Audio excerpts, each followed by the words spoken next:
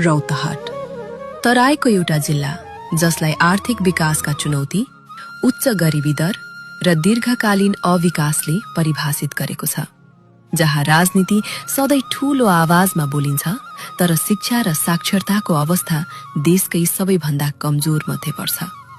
यिनै सबै चुनौतीहरूको बीचमा यही माटोमा जन्मिएका एउटा व्यक्ति छन् जसले आफ्नो उमेर, समय र ऊर्जा रौतहटकै सुधारका लागि समर्पित गरे।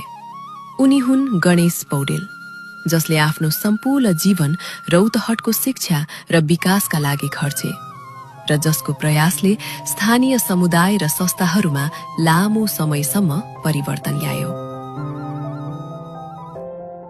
विक्रम सम्वत 2039 साल माघ 11 गते रौतहट जिल्ला चन्द्रपुर नगरपालिका 9 चेतनगरमा पिता फटिकानन्द पौडेल र माता एक कुमारी पौडेलका सुपुत्रका रूपमा जन्मिएका गणेश पौडेल आफ्नो बाल्यकाल त्यही माटोमा सिक्दै र हुर्किँदै बिताए।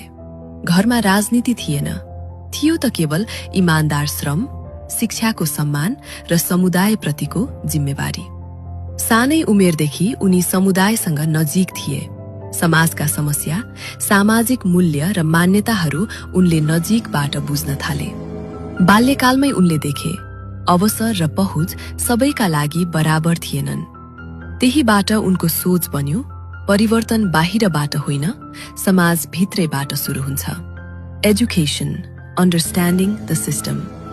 सामान्य ग्रामीण परिवेशबाट आएका गणेश पौडेलका लागि शिक्षा केवल व्यक्तिगत उन्नतिको माध्यम थिएन, यो समाज र प्रणाली बुझ्ने आधार थियो। सिन्दुरे घारीमा विद्यालय शिक्षा पूरा गरेपछि उनको शैक्षिक यात्रा हेटौडा हुँदै काठमाडौँसम्म पुग्यो। बिजनेस स्टडिजमा स्नातक, ब्याचलर अध्ययनले उनीलाई व्यवस्थापन, अर्थतन्त्र र संस्थागत सोच बुझायो। त्यसपछि उनले बिजनेस स्टडिजमै मास्टर्स डिग्री हासिल गरे, जहाँ नीति, वित्तीय प्रणाली र संगठन कसरी चल्छन् भन्ने व्यावहारिक बुझाइ विकसित भयो। ग्रामीण समस्याको जरा अझ गहिरो रूपमा बुझ्न उनले रूरल डेभलपमेन्टमा अर्को मास्टर्स डिग्री पूरा गरे। यसरी गणेश पौडेलले 2वटा मास्टर डिग्री हासिल गर्दै शहर र गाउँ, नीति र जमिन, अर्थतन्त्र र समाज बीचको सम्बन्ध नजिकबाट बुझ्ने अवसर पाए। त्यसैले उनका लागि शिक्षा डिग्रीको सूची मात्र रहेन, यो सार्वजनिक सेवा र जिम्मेवारीको लागि तयार बन्यो। टिचिङ र इन्स्टिट्युसन बिल्डिङ। शिक्षाबाट बनेको त्यो बुझाइ कागजमै सीमित राख्नु भएन। गणेश पौडेल आफूले सिकेको कुरा फर्केर समाजमै प्रयोग गर्न चाहन्थे। त्यसैले उनी कक्षा कोठामा उभिए, लेक्चरर बने। विद्यार्थी पढाउनु मात्र होइन, शिक्षण संस्था कसरी चल्छ, शिक्षाको गुणस्तर कसरी सुधारिन्छ, त्यसमा उनी जनज्योति मल्टिपल क्याम्पसमा दीर्घकालसम्म अध्यापनमा संलग्न रहे। 5 वर्षसम्म वाइस क्याम्पस चीफको जिम्मेवारी सम्हाले। शिक्षणसँगै उनी संस्थागत नेतृत्वतर्फ पनि अघि बढे। सिन्धु रेघारी मल्टिपल क्याम्पसका चेयरम्यान बनेर शैक्षिक प्रशासन, शिक्षक विद्यार्थी समन्वय र समुदायसँगको सम्बन्ध बलियो बनाउने प्रयास गरे। तर उनका लागि संस्था केवल शिक्षासम्म सीमित थिएन। सहकारी क्षेत्रमा संकल्पा सेभिङ एन्ड क्रेडिट कोअपरेटिभ स्थापना गर्दै उनी स्थानीय आर्थिक सशक्तिकरणमा सक्रिय हुँदै यस संस्थालाई आर्थिक वर्ष 2078/79 मा मध्य प्रदेशकै उत्कृष्ट बचत सहकारी संस्थाको अवार्डद्वारा सम्मानित गराए। आज हजारौं सदस्यको विश्वास बोकेको यो संस्था उनको सोचको उदाहरण बनेको छ। पारदर्शिता, उत्तरदायित्व र दीर्घकालीन प्रणालीमा आधारित।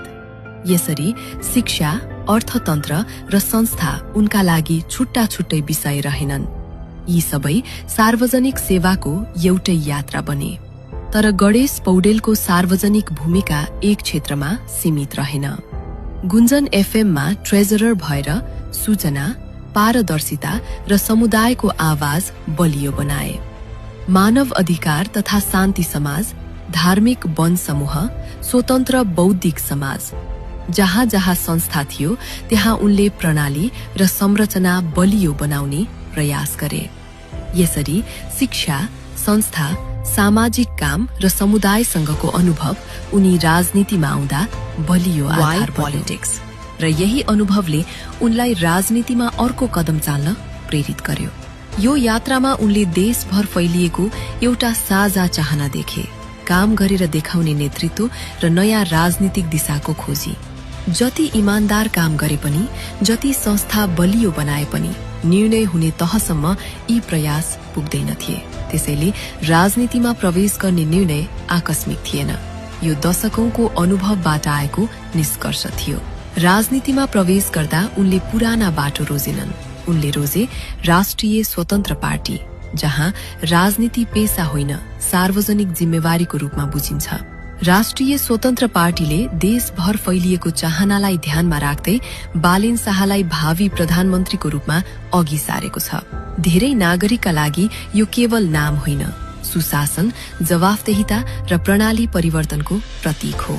यही राष्ट्रिय सपनालाई व्यवस्थित र बलियो बनाउन आफ्नो अनुभव र यात्रालाई जोड्दै गणेश पौडेल बालेन शाह र रवि लामिछानेसँगै आगामी निर्वाचनका लागि उम्मेद्वार बनेर अघि बढे।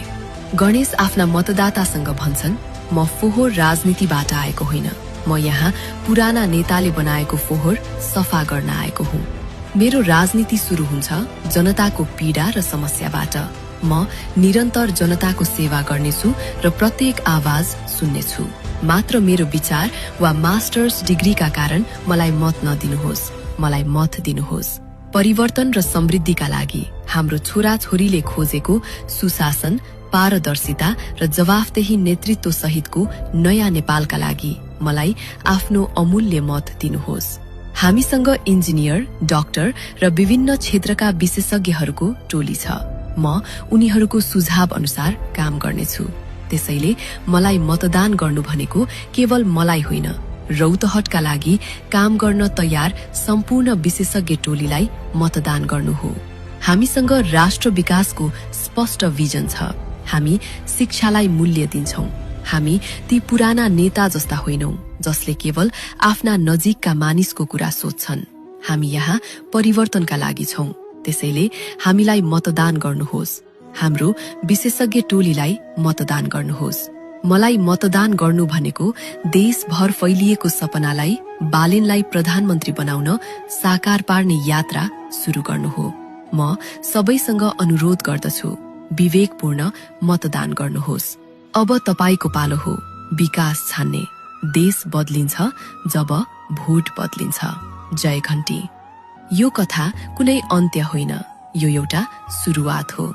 अब यो हाम्रो दायित्व हो, परिवर्तन ल्याउन र उनलाई संसदसम्म पुर्याउन। विवेकपूर्ण मतदान गर्नुहोस्। गणेश पौडेललाई मतदान गर्नुहोस्। बालेनलाई मतदान गर्नुहोस्। घण्टीलाई मतदान गर्नुहोस्। तपाईको मतले राष्ट्रको आगामी समय नै परिवर्तन गर्न सक्छ। देश बदलिन्छ जब भोट बदलिन्छ। जय घण्टी। धन्यवाद।